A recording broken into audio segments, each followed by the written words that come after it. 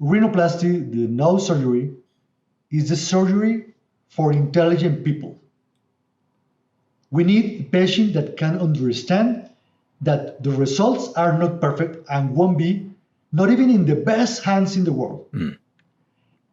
We need patients that understand that this is a process that will take some time in order to achieve the result.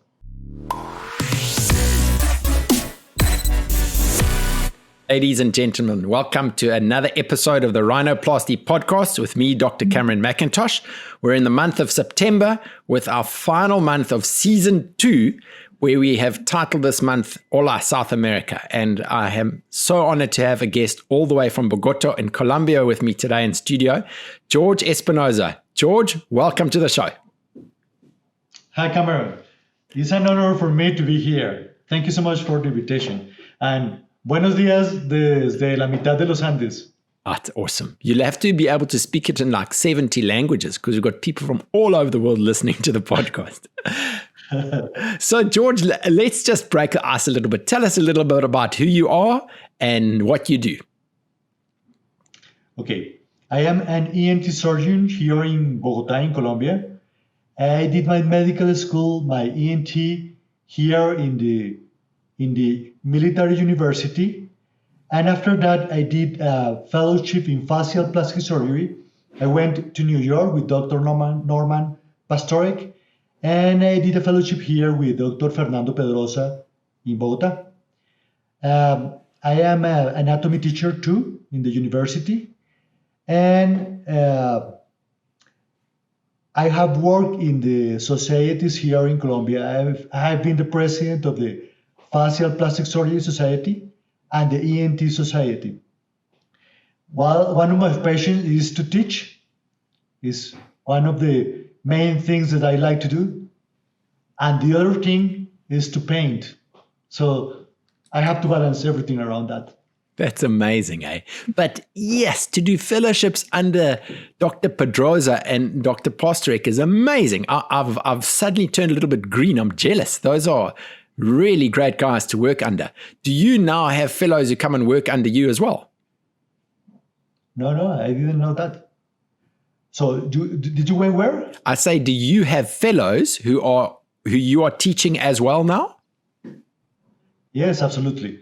I have residents from 2 universities, and we're starting a fellow in facial plastic surgery in June. Wow. So we're starting a huge plan of education here that the main objective is to improve the facial plastic surgery here in Colombia too. That's great. And I know that in 2 years' time with Roxana, you guys are also hosting the International Federation of Facial Plastic Surgery Societies meeting that they have every 4 years, if I'm not mistaken. Yes. In 2024, we will have in Cartagena, this in the Caribbean coast of Colombia, a fantastic city, the biggest international meeting that will be the Federation meeting of facial plastic surgery. So everybody is invited, and we will welcome you as good as we can. So George, going back now, when you were a medical student, you decided to become an ENT surgeon. How did you end up with this passion for rhinoplasty that you have? Well, being an ENT surgeon, I have to deal with the nose. In some part of my residence, I have to learn about that. But the surgery of the nose is one of the most challenging surgeries. Mm-hmm. So you never stop learning. And it's very complex because you have to handle the muscle, the skin, the bones, the cartilage. And at the end, you will have a result in the table that won't be the same 2 weeks, 2 months, or 6 months after the surgery. So it's very complex. And I like to be challenged for that. And it's very painful too. So I started doing surgery and trying to get the best results. And the longest time in the surgery was between when you finish the surgery and when you take out the tapes. Yes. These are the longest 2 weeks in all the world because you don't know really what happened with the nose. Yeah. I remember when I did my first surgery, trying to achieve everything, just writing everything. I am very precise in the work I do. And putting the tape and thinking, all the 2 weeks, oh, I did it all right. Yeah. I put this stitch, I got this. And at the end, taking the tapes 2 weeks after and realizing that everything was not perfect, but was better than my nightmares. Yeah. So at the end, I understand that this is a process. And it's a process when you start the surgery, but it's a process as a surgeon because you will never stop learning. And it's very interesting to see what is happening in the world right now. Because I started doing surgery like 25, 24 years ago. And the main way to do the surgery was the closed surgery. And after that came everybody thinking about opening the nose and the wars between the closed and the open nose. And right now we have the structural nose and the preservation nose and the ultrasonic nose and the 360 degrees surgery and a lot of concepts around that are trying to achieve the same goal, the best possible result. So the things are changing so fast, and you see how the things evolve and goes back and evolve again and change everything. Right now, I am in the old school, working almost with everything with closed surgery. And I don't do preservation. I don't do structural. I don't do ultrasonic. And I have a fantastic results. Yes. So I think the best result in surgery is the mix of a lot of things. You have to have the knowledge. Of course, you have to know to know the anatomy of the nose, the techniques that you have to do in order to achieve a result. But you have to be able to do the performance during the surgery. And if you don't have any of these three pillars of the surgery won't go well. So the reason I start doing surgery in the nose, the reason that I am continuing doing the surgery is because I think it's the most difficult surgery in the face and in the body, I think.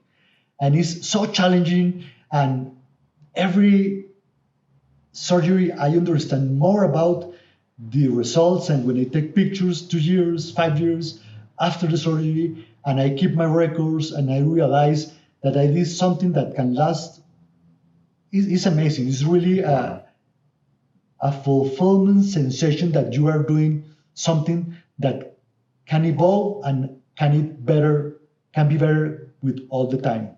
Wow. I'm a bit speechless. Normally I can ask questions, but I'm thinking this is inspiring to hear. So I want to ask you a question. You guys, I think, could be similar to South Africa. We've got quite a melting pot of different ethnicities. So we don't necessarily just have like a Caucasian nose or an African nose. What is the ethnic nose in Colombia generally that you see? Are you seeing quite a wide range of different patients with different requests? Some where you actually have to like take down a lot of the nose, others you have to build up a lot of things. What is it like when you're operating there in Bogota? Well, it's very complex to answer this question. I received Caucasian nose, mestizo nose, African noses, black noses. We don't have too many Asian people here in Colombia. Maybe this is the only populational group that we don't treat frequently.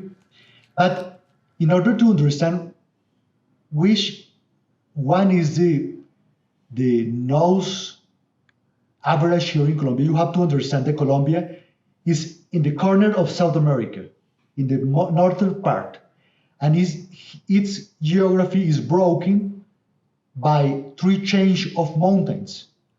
So we have the jungle, Amazonas jungle in the south, the Caribbean in the north, the Pacific in the west, and in the middle we have three change of mountains that divide all the country. So we have all the weathers here, all the altitudes here, and we receive a lot of immigrants from Africa during the Spanish colonization, from Europe during the 90s, and we have a background of natives Americans and the Spanish people that came here. So we are really a melting pot of not only races, but ways of thinking. So most of our patients, today I will have 2 surgeries, and I will do a Caucasic nose, and after that I will do a mestizo nose, a very, very mestizo nose. So we have to move around a wide range of techniques, and in order to achieve a good result in each one of our patients. That's great. So on the podcast, we don't just have doctors listening, but quite a few patients also want to listen. And I think 2 of the questions that kind of keep coming up is the one question would be is, what is your advice to a patient who wants to come and do a rhinoplasty? What are the important messages you want to try and send to patients? Well, I will steal some phrases of a very good surgeons. The rhinoplasty, the nose surgery, is the surgery for intelligent people. We need a patient that can understand that the results are not perfect and won't be, not even in the best hands in the world. We need patients that understand that this is a process that will take some time in order to achieve the result. And we need a patient who can understand that even if we improve the nose a lot, we will never improve the inner aspect of the patient. So I like to think as a surgeon, and I want to think really that the main importance of a person is inside. The way he thinks, the way he acts, the way he cares about the other people. And my work as a surgeon is to just improve the external case in order to let the other people know the inner things of this patient. So the best patient has to be a very good person and has to be an intelligent person that understands everything around that. I have one of the main things that I like about surgery too is when I take the tapes and I see a patient crying, full of emotion, thinking, wow, doctor, you really will change my life. And I think in my head, well, it's really beautiful, the result. I know that you have improved a lot the image, but you have to understand that the case without the inner work won't be enough. So the main advice for the patient is try to understand that we can improve a lot the face and the nose and make you feel better and see better. But the only way to become a happy person is work from inside to outside. So this will be my main advice. Okay. How do patients actually get hold of you if they are interested in wanting to come for surgery? Can you repeat the question, how do people reach out to you? I'm not talking yet about the other doctors, but if a patient's trying to find you, should they just Google you, follow you on Instagram? Well, I have 40% of my patients are referred from other patients. Wow. 60% of my patients come from Google, social media, and right now TikTok is becoming a very good input of patients. Okay, so tell me a bit about TikTok, because this is something I'm interested in. I've just seen one or two guys on it. Tell us as listeners, other colleagues here around the world are thinking, ooh, what's TikTok? Tell us a little bit more. Well, I used to think the way you think about TikTok. When you think about TikTok, TikTok is a social media when you see people dancing and doing crazy things and a lot of things that are not very professional. But when I started with TikTok, I think right now is the best social media. You have in just 1 minute all the information about just one thing. So, for example, if you like to cook, you will find amazing recipes that you will check from the beginning to the end in just 1 minute. If you like to ride horses, you will find all the information about that. So it's a fantastic way of transmit your knowledge in a very, very specific amount of time. So you have to be very precise. And the patients love that, as well as I love learn things with that. So I try to educate the patients about specific things. For example, which will be the best candidate for have a surgery and no surgery. And in just 1 minute, I will have to tell the patients the most important thing about that. So I have colleagues that think about TikTok as just a waste of time, and they don't think about a professional way of marketing your practice. But I think completely different is the most professional way of doing it. And the mark or the rhythm of this media, you have to do it. You have to do it in the very professional way in order to achieve the result that you have.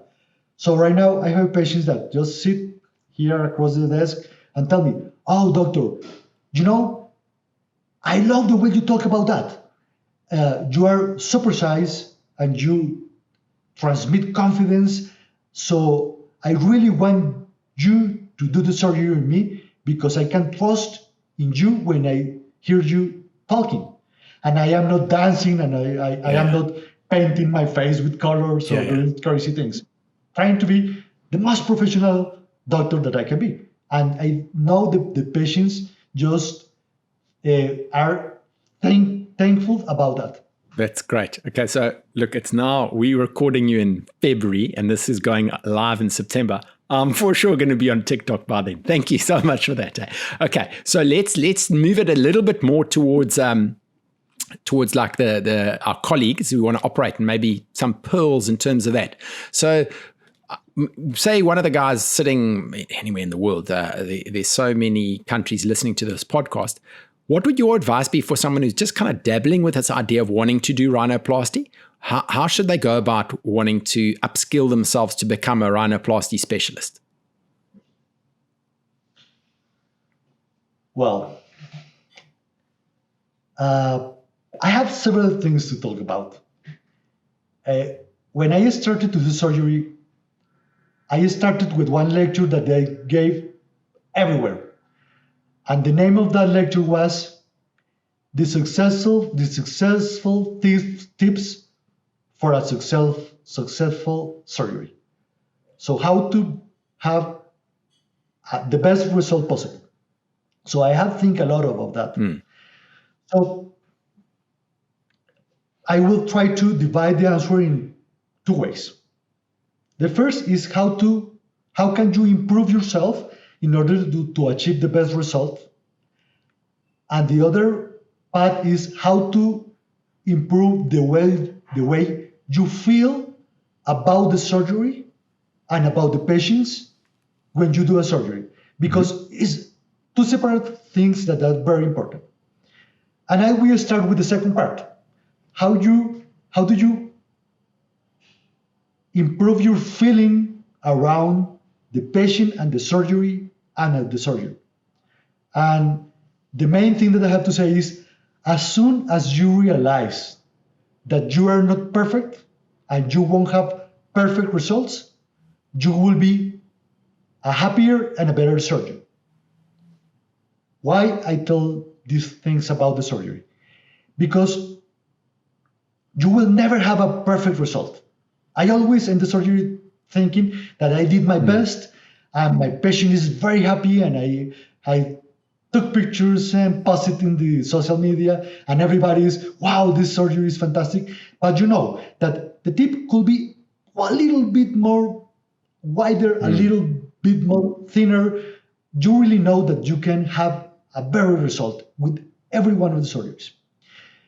But the patient knows that too at the end. All the patients are very happy at the 8 days and the 15 days where you take out the types. All the patients are happy. But after 2 months, 3 months, 6 months, the patients start to realize that everything was not perfect. So I put it in the front during the consultation with the patient. I tell the patients, okay, you know, I am a very good surgeon. You can just check my curriculum vitae. You can check all my trajectory. But you have to know that the perfection is not a goal that I can achieve. And 1 in 20 patients will require a second surgery. And if I tell the patient just into the front of the consultation and the patient agrees to have the surgery, in 6 months, if I really need to do a revisional surgery in my patient, the patient will understand that I explained that at the beginning. So at the beginning, when I started doing surgery, I am very demanding with my results, and I put all my effort, and I punish myself during the weeks thinking about, wow, this dorsum was a little bit too high. Why should I do better during the surgery? And I tend to blame myself as a surgeon of not getting the best result. But if you understand that the perfection is not a goal, and the patient understands that, and you understand that at the end, some patients will require a revisional surgery, even in the best hands of the world. So you will be a happier surgeon, but you will be a better surgeon too, because you will try to not have this revisional surgery with all your efforts. So the other way of thinking about how to improve your results in surgery is how to become a better surgeon. And it connects completely with this concept that the perfection is not a realistic goal. So one of my main advice is trust your eyes. Sometimes you know everything about the technique. You know how to put the stitches, how to do the fractures, how to put the grafts. You have read all the articles and you have the experience to do that. And you do everything perfect, but you forget just one thing. Just look at the nose in the table. Look at the result. And trust what are you looking in the table.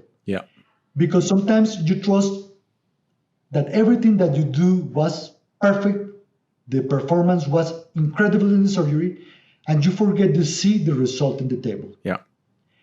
And when you see the final result in the table, don't close the nose until you think that you have done everything that you can do in order to achieve the best result. I will say it in other words. Try to do your secondary nose during your primary surgery. So if you really see that you have a little bit high the dorsum, treat it right now. Will be easier, will be better, will be cheaper, and at the end, the patient will be happier. Because if you just let it there like that, telling yourself that, this could improve with the time. It won't happen. So try to not to close the surgery if you are not completely satisfied with the result. That is so interesting to say.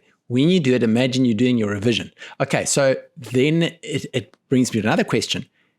Do you sometimes get to the point where you've actually closed the nose and then you take the stitches out of the columella or wherever it is and start again?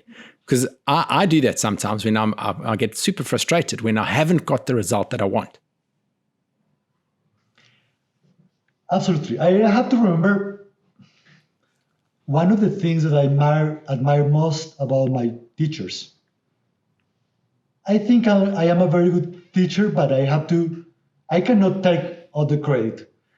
I learned a lot from my teachers, and they gave me all the knowledge and without any restriction.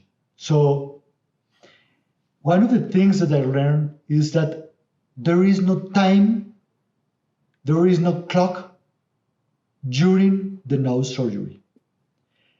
So sometimes I have finished the surgery and I have restarted it again because I was completely satisfied with the result. So yes, I have do it, and I think it's the most responsible way to do it. Okay. Because at the end, the patient won't complain. Well, sometimes the patient will complain about the time and the price they have to pay for the time of the surgery. But 3 months, 6 months, or 1 year after the surgery, they won't matter about that. They only will matter about what was the final result of the surgery. Okay, so George, one of my colleagues I often work with is Stuart Geldenhuis. And sometimes we will work together on a rhinoplasty. And I'll get to the point where I say, Stuart, it's fine. We can stop now. And he will carry on tinkering for maybe 1 more hour. So there's this balance, though, between getting a good result and getting that perfect result. And it's a hard one because, I mean, if you're going to spend, say 3 hours on doing a rhinoplasty, a primary rhinoplasty, doing the same thing in 6 hours, it's sometimes also you should know what you're doing and go and do it at the same time. I don't know what the answer is to that. I don't know what you think. How long do you normally take on a primary rhinoplasty? Usually it takes like 2 hours, 2 hours and a half. Yeah. But yes, I understand completely what you're saying, but we are doctors. So we have to be able to balance the final result that we want to get and the price that we are paying for that. So if you just do the surgery and you start the surgery again because you didn't like and take out the stitches and do it 3 times, at the end, you will have all the cartilages broken. We'll have the vascularity of the skin compromised. So we have to be able to balance, and you will have, with experience, be able to find the middle point between the best result that you can get and the best result that you can get with this patient. Okay. I understand that. When I talk, I sound like maybe I won't stop doing the surgery until I have the perfect nose. But the main start point is that you will never have a perfect nose. So the balance, as in your life, has to be the main thing and the main goal when you are doing the surgery. Because you cannot put at risk the health of the patient. First, do not harm. So it's very complex. That's why nose is the most difficult surgery. It is, eh? Yes. George, I've so enjoyed this half an hour of talking with you. I think you should write a philosophical book about rhinoplasty as well. It's very inspiring to hear that. Tell me about a funny story that happened during your career, maybe in the operating theatre or in the consulting suites or something like that. Well, I don't know if I will tell you a different story. A story that I think is inspiring for me, or was inspiring for me. When I was working in a university hospital, I received an intern that for some reason, she was forced to have this rotation with me. Okay. And she hated everything around cosmetic surgery. And I just, all my practice is around cosmetic surgery. So that's the only thing I do. I don't do tonsils. I don't do ear surgery. I just do cosmetic surgery. And she was very intelligent, but she said the worst comment that you can imagine at the beginning of a rotation. Oh, doctor, I hate what you do. I'm here because I have to be. I will try to learn what I can. But let me tell you that I think the plastic surgery, the nose surgery, is the surgery for superficial people who doesn't have in what to spend the money, and all the things, all the prejudices around the surgery that you hear everywhere. So I was shocked about that. So how can a very intelligent doctor tell me at the beginning these awful comments? She really doesn't have a clue about what I do. So she started working with me. And at the end of these 2 months of rotation, she did a fantastic rotation with me. She was perfect. She wrote an article. I was very happy with her, but in my heart, I knew that something was not right. And at the end, she'd sit in front of my desk and tell me, "Oh, doctor, I want to apologize." Wow. At the beginning, I really thought that the work that you do was superficial and lack of importance in the medical world. And right now, after seeing all your happy patients, or all the things that you can change in a patient with just one surgery, I have to tell you that the superficial person was me. So let me ask you if I can do a fellowship with you in plastic surgery. No. So this was so inspiring for me, because I really